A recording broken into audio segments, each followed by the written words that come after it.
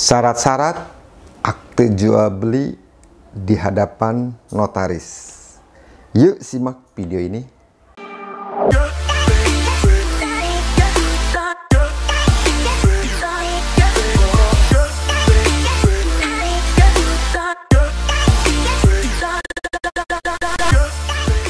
Salam sehat, salam properti. Hari ini saya akan membahas mengenai syarat-syarat akte jual beli di hadapan notaris. Buat teman-teman yang baru gabung ke link YouTube saya, silahkan di subscribe. Sekali lagi di subscribe ya. Jika memang bermanfaat, berguna, bisa memberikan ilmu pengetahuan, bisa memberikan sesuatu hal yang tadinya nggak tahu jadi tahu, silahkan di share juga. Atau memang supaya memberikan semangat ke saya untuk terus memberikan informasi sekitar industri properti, terutama di industri broker propertinya, tolong ditekan, sekali lagi dipijetlah lonceng notifikasinya supaya setiap kali saya upload mengenai akte jual beli, mengenai persyarat properti, pokoknya mengenai properti lah, supaya ada notifikasi buat Anda. Nah, hari ini saya ngebahas mengenai syarat akte jual beli di hadapan notaris. Jadi bagi Anda nih pembeli, jika Anda membeli properti tentunya kan ada dua jenis ya, ada yang secondary, ada yang primary. Jadi yang untuk primary mungkin lebih mudah, lebih simpel karena biasanya kalau kita beli primary ke developer, itu si developernya udah kerjasama dengan notaris. Bisa aja kondisinya masih PPJB, jadi lebih simpel lah. Saya tidak ngebahas ke sana, saya akan ngebahas mengenai akte jual beli itu yang secondary, karena sering terjadi nih. Ya, jadi kita harus memakai notaris yang ditunjuk kedua belah pihak, artinya pihak pertama sebagai pemilik, pihak kedua sebagai pembeli. Kita setuju tunjuk notaris dengan notaris siapa. Nah, untuk notaris sendiri adalah pejabat negara yang ditunjuk negara ya untuk mengurusi akte jual beli, gitu loh, untuk mengurusi surat-suratnya. Ya, jadi notaris itu juga punya wilayah, tergantung wilayah properti Anda dijual di wilayah mana. Kalau wilayah Anda misalnya ada di Jakarta Pusat, ya notarisnya ditunjuk notaris Jakarta Pusat. Kalau wilayah Anda misalnya ada di Bogor, tentunya ditunjuk notaris yang operasionalnya di wilayah Bogor. Tapi misalnya Anda punya tanah di Jakarta Timur, terus Anda mau transaksi pakai notaris Jakarta Pusat, boleh nggak? Bisa aja. Tetap akte jual belinya dilakukan sama notaris yang ada di Jakarta Timur, karena biasanya notaris A dengan notaris B atau notaris Jakarta Pusat dengan notaris Jakarta Timur itu udah ada kerjasama. Ya, jadi mereka bisa saling konektivitas lah ya. Ada sinergi antara notaris A dengan notaris B. Ya. Terus pertama yang paling penting nih untuk Anda sebagai pembeli itu harus bukti kepemilikan. Bukti kepemilikan di sini adalah sertifikat ya. Jadi kalau misalnya Anda beli properti, terus Anda pengen tahu nih sertifikatnya bodong atau tidak, sertifikatnya ada palsuin atau tidak. Zaman sekarang kan ngeri-ngeri sedap kalau kita banyak pemalsuan sertifikat, banyak juga yang sertifikat bodong ya. Jadi Anda bisa cek nih, titipkan sertifikat aslinya ke notaris ya, sebagai si pihak pemilik nih, ntar dicek sama notaris ke BPN setempat. Dicek ke BPN setempat sama BPN ya, kita ada syarat-syaratnya tertentu ya, ntar kurang lebih 2 atau 3 hari baru ada capnya nih, sah bahwa sertifikat itu clear and clean, bisa ditransaksikan. Atau kalau misalnya Anda misalnya si pemilik nggak percaya nih simpan sertifikat di notaris, bisa aja si pemilik dengan pegawai notaris dan sama-sama ke BPN itu. Ada loketnya di sana ya, di wilayahnya masing-masing. Makanya saya tadi bilang kalau BPN di Jakarta Timur ya BPN Jakarta Timur, kalau misalnya di Jakarta Pusat ya BPN Jakarta Pusat. Jadi mereka masing-masing punya wilayah gitu loh. Nah, terus ada juga kalau misalnya Anda lebih simpel pengen ngeceknya, itu bisa juga ngecek memakai online ya. Online, jadi bisa tinggal Anda daftar ke, saya kasih di bawah ini nih, nama ininya nih, websitenya nih. Tapi harus daftar ya, harus ngajukan dulu proposal atau ngajukan dulu syarat-syaratnya yang diminta sama pihak sana ya. Satu. Terus yang kedua nih, yang kedua itu yaitu cek status kepemilikan ya. Cek status kepemilikan artinya gini, surat itu kan ada HGB, ada hak milik, ada HPL, ada guna usaha. Jadi surat itu statusnya apa gitu loh. Kalau HGB, apakah HGB-nya masih panjang atau HGB-nya tinggal setahun lagi, atau kadang beberapa sertifikat karena nggak pernah dicek HGB-nya habis gitu. Nah itu harus diperpanjang dulu tuh. Atau sertifikat di situ dia bilang ini hak milik nih, ternyata pas dicek karena dia nggak paham, mungkin suratnya per bonding atau suratnya masih girik gitu. Jadi ingat ya, kalau girik itu bukan kepemilikan, mungkin dia bayar pajak, jadi harus ditingkatkan dulu menjadi sertifikat. Ya, jadi Anda sebagai pembeli itu Anda harus tahu siapa kepemilikannya. Nah di sini juga di sertifikat itu atas nama siapa. Jadi saran saya kalau Anda transaksi, karena yang berhak untuk tanda tangan di hadapan notaris adalah orang yang berada di atas nama di sertifikat tersebut. Itulah. Contoh nih, misalnya sertifikat itu atas nama suami. Ya, terus dia mau transaksi, ya harus ada persetujuan dari istri. Ya, kalau memang dia misalnya mendapatkan harta tersebut sebelum nikah, mungkin ada surat pisah harta. Atau kalau memang dia ada si suami isinya cerai, mungkin ada status surat cerai dan ada pembagian harta gono gini. Kalau bicara legalitas memang agak panjang, agak ribet gitu. Nah, sertifikat itu atau atas nama istri, ya terus suaminya misalnya udah meninggal, maka si isi boleh menjual.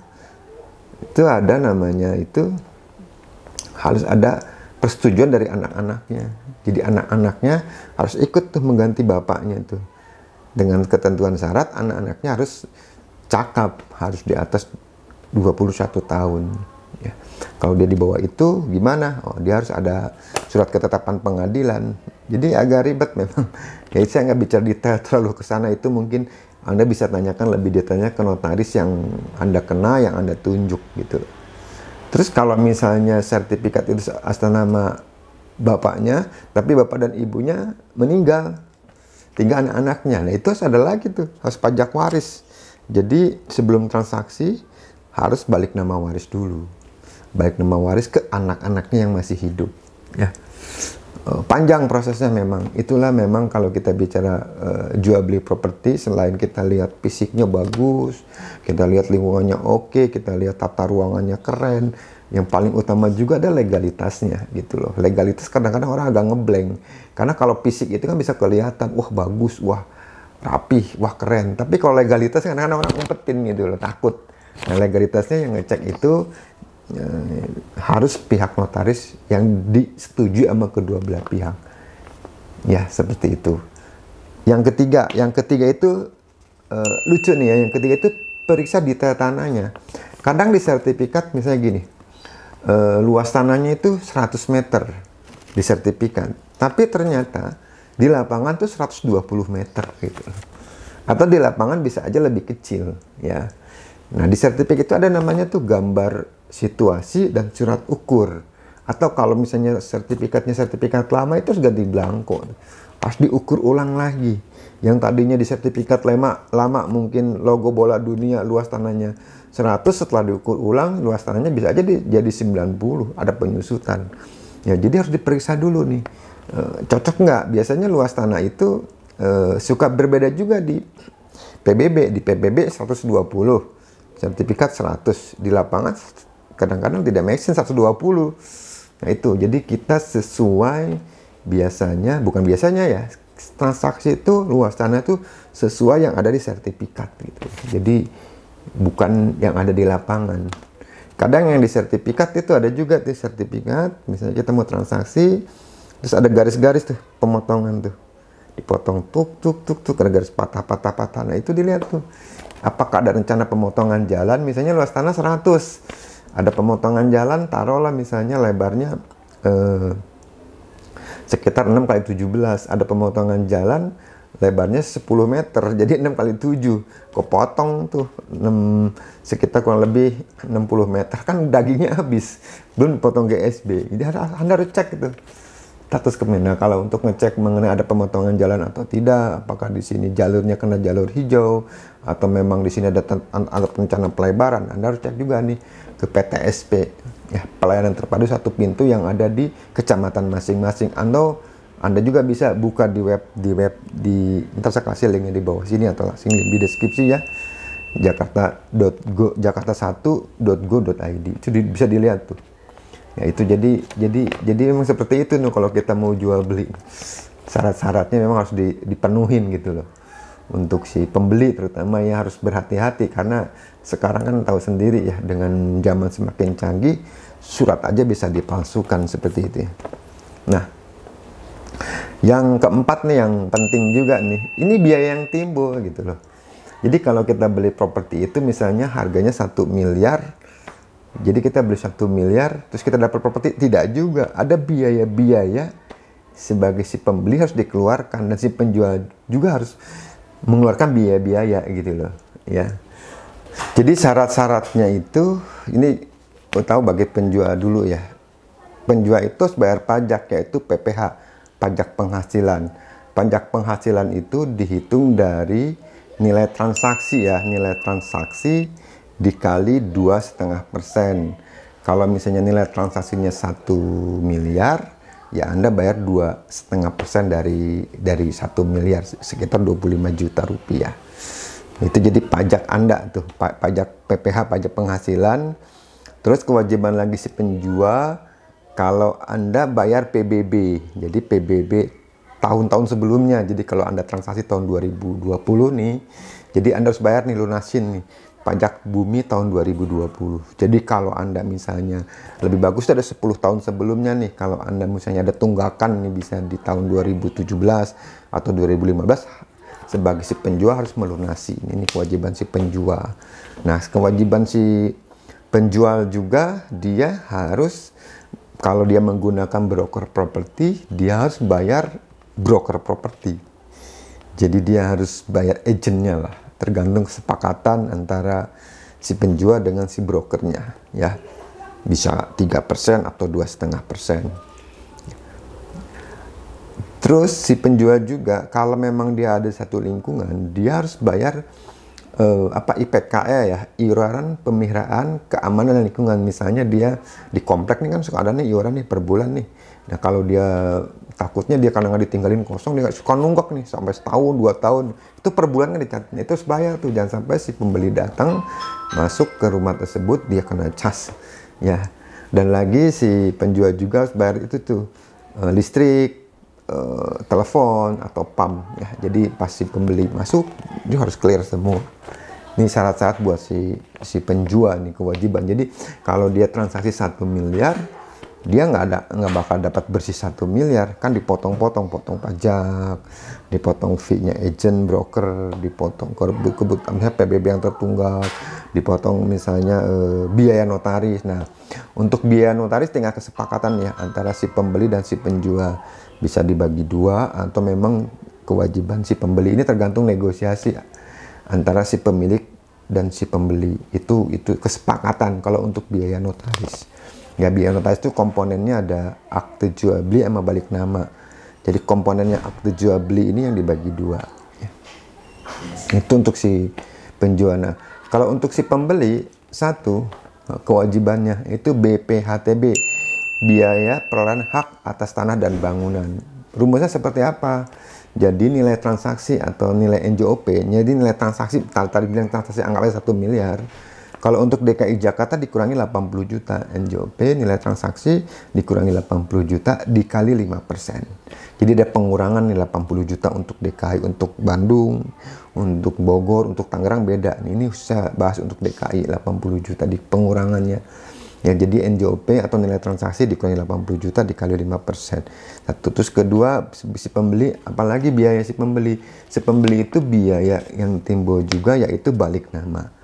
Nah, balik nama itu kan dari si pihak pemilik atau pihak penjual dibalik nama ke pihak pembeli. Nah, itu kewajiban si pembeli ya. Jadi dibalik nama. Ya, wajib itu tuh ya. Untuk biaya notaris biasanya dibagi dua atau memang ditanggung pembeli, ini tergantung negosiasi biaya notarisnya. Tinggal kesepakatan dua belah pihak ya. Nah, itu komponen-komponen si pembeli nih, atau juga ntar ada pengecekan sertifikat, ada validasi pajak. Ya itu ntar ada biaya-biaya yang akan dirinci sama notaris. Ini kewajiban siapa, ini kewajiban siapa. Ntar notaris sebelum transaksi biasanya akan kasih kewajiban yang akan dihitung. Jadi sebelum transaksi notaris akan kirim surat, mereka harus bayaran dulu nih pajaknya nih. Gitu. Ya, itu ketentuan nih. Yang kelima yaitu mengenai kasih tanda jadi gitu. Jadi kalau Anda udah setuju dengan sepakat dengan harga yang telah ditentukan sama dua belah pihak, ya, Anda harus memberikan tanda jadi. Ingat ya, tanda jadi. Jadi tanda jadi itu nggak harus besar-besar, tergantung nilai gitu kan. Jadi kalau tanda jadi itu bisa aja 10 atau 50 atau 100 juta, tanda kesepakatan lah. Tapi kalau misalnya nilai transaksinya, tanda jadinya besar, misalnya 20 atau 30%, nah saran saya Anda harus melakukan di depan notaris, dibikin PPJB, pengikatan perjanjian jual beli. Untuk yang nilainya misalnya tanda jadinya lebih besar. Tapi kalau untuk tanda keseriusan, tanda kesepakatan banyak lah ya. Bisa 20, bisa 50 atau 100, tergantung lah. Tergantung nilai transaksi. Ini hanya untuk mengikat. Ya, jadi ditanya dulu nih pembayarannya seperti apa. Ada juga pembayaran ada 3. Bisa lewat bank, jadi dia mau KPR, atau dia mau cicilan bertahap. Jadi dia bayarnya misalnya 1M nih, tadi saya bilang nggak langsung 1M. Dia dicicil dulu misalnya 200, dicicil 4 kali atau 5 kali bayar. Nah itu harus ada keterangan tuh, biasanya nggak langsung akte jual beli. Itu dibikin stepnya itu dibikin PPJB dulu gitu loh. Ya, kalau dia pakai bank tentunya kan melibatkan pihak ketiga, orang bank. Tapi kalau dia cash, yang tadi saya bilang, misalnya dia udah kasih tanda jadi, taruh 50 juta, sisanya 950 juta, pas akte jual beli di hadapan notaris dengan ketentuan, setelah dicek semuanya clear ya. Sertifikatnya udah clear, kepemilikannya udah benar, yang datang untuk tanda tangan memang orang yang ada di sertifikat tersebut, atau kalau memang dia ada, ya ahli warisnya. Seperti itu. Yang keenam yaitu pembuatan akte jual beli di hadapan notaris. Jadi sebelum Anda transaksi itu biasanya notaris minta kelengkapan data Anda. Ini buat si penjual ya. Kalau si penjual, jadi data-datanya harus dikasih ke notaris yang disetujui kedua belah pihak ya. Ingat, yang disetujui. Jadi kalau misalnya notarisnya disetujui, ya silahkan. Tapi kalau salah satu misalnya ini pakai notaris si pembeli, pakai notaris si pembeli, si penjual pakai notaris si penjual. Nah saran kami dari broker properti bisa pakai notaris penengah gitu loh. Tapi kalau misalnya sistem pembayarannya pakai bank, ya silahkan aja pakai. Itu bukan silahkan, wajib ya, pakai notaris yang ditunjuk sama bank. Jadi syarat-syarat buat si penjual nih, si penjual untuk transaksi pertama, yaitu sertifikat aslinya sebelum hari H untuk transaksi, dia harus kasih dulu ke notaris yang telah disetujui untuk dicek di BPN yang tadi saya bilang di tempat.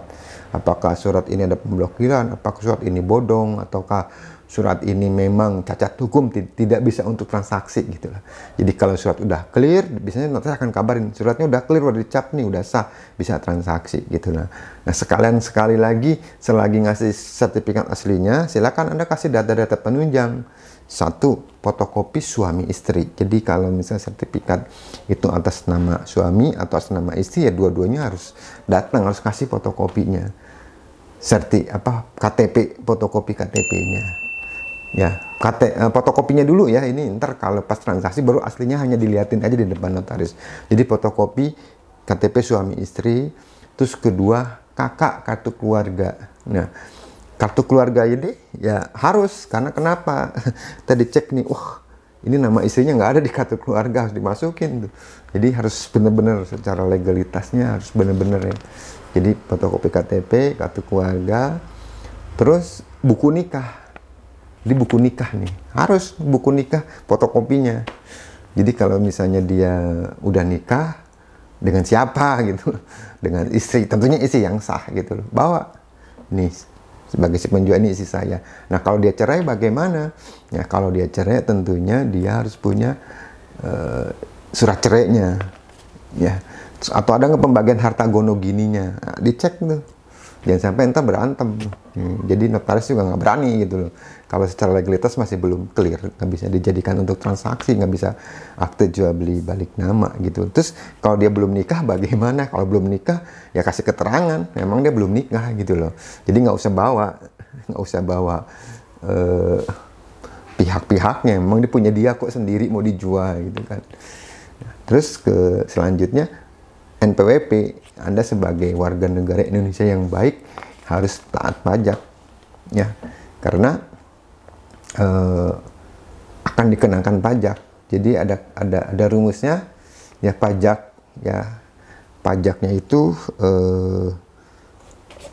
sebesar 2,5% dari nilai transaksi. Jadi PPH, ya, pajak penghasilan. Jadi kalau Anda dapat duit, nah Anda harus setor ke negara tuh 2,5% dari nilai transaksi, ya, dari nilai transaksi atau dari nilai NJOP atau dari nilai yang disetujui gitu loh. Biasanya transaksi nilainya sekian, ya kita setor AJB-nya sekian. Itu saya nggak bicara hak itu, ya, itu agak sedikit krusial, ya. Ini tergantung kedua belah pihak setuju angka di angka berapa gitu loh. Ya, ini saya tidak detail ke sana. Kena pajak PPH 2,5% untuk penjual. Nah, untuk si pembeli apa? Pembeli juga sama, ya. KTP, kartu keluarga, nikah, NPWP dikasih ke pihak notaris. Tadi cek pas dua-duanya di hari H kita akan akad, dua-duanya datang, ditunjukin aja ke notaris. Notaris akan lihat, akan cek, oh sama, oh nomornya sama, kita jadi akad. Dan lagi ya tentunya sistem pembayarannya. Kalau memang lunas, ya di hari itu pas akad ya harus bayar lunas. Jadi akte jual beli itu disebut juga sebagai kwitansi yang sah gitu. Jadi saran saya akte jual beli pagi-pagi tanda tangan sama notaris, terus sama-sama ke bank untuk pelunasan. Ya, jadi itu kalau belum ada pelunasan, itu akte jual belinya belum dibuatkan, belum dijalankan, artinya belum disahkan. Ya. Takutnya udah akte jual beli disahkan dan dia belum bayar lunas atau dia belum bayar, itu notaris nggak bener tuh, ya, nggak bisa, notaris pasti nggak mau, ya. Pasti notaris akan bilang udah dibayar lunas belum, udah sah belum, baru notaris akan bilang oke Pak udah lunas, baru notaris akan jalankan gitu lah. Jadi saran saya, mungkin ada yang bilang Pak saya bayar dulu udah lunas, udah bayar baru ntar kita akte jual beli. Nah pertanyaannya kalau dia misalnya dari notaris ke tempat bank tuh jauh, dia udah bayar nih, terus kita sama-sama jalan ke notaris, ternyata di tengah perjalanan si pemiliknya bisa aja hilang atau kabur atau gimana, itu kan nggak jelas jadinya. Jadi lebih aman, bagusnya akte jual beli tanda tangan, ya, terus sama-sama ke bank atau salah satu suami atau istri, yang satu orang nunggu di notaris, satu orang lagi ke bank. Atau kalau udah zaman canggih bisa aja kan bisa pakai internet, bisa transfer, atau udah siapin cek gitu kan, atau siapin giro. Jadi semuanya udah diprotek, disiapkan sama si pihak, si pembeli. Memang nih kalau jual beli itu banyak sekali kasus, bukan kasus, hal yang memang sebagai broker harus mengetahui, harus tahu dan harus paham hal tersebut. Jadi saya cuma hanya bilang ke teman-teman itulah lika-likunya jual beli properti, ya. Itu aja mungkin dari saya, semoga bisa memberikan manfaat. Terima kasih, salam sehat, salam properti.